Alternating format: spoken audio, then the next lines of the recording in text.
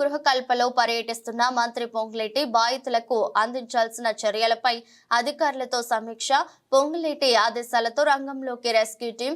రాజీవ్ గృహకల్ప వరదల్లో చిక్కుకున్న వారిని పడవల్లో బయటకు తీసుకువస్తున్న రెస్క్యూ టీం పరిస్థితిని దగ్గర ఉండి సమీక్షిస్తున్న మంత్రి పొంగులేటి. ఎన్నో ఫ్లోర్ లో ఉన్నారా మీరు? Okay okay. ఇప్పుడు తినడానికి తాగడానికి నీళ్లు కానీ ఫుడ్ కానీ ఉందిగా మీకు?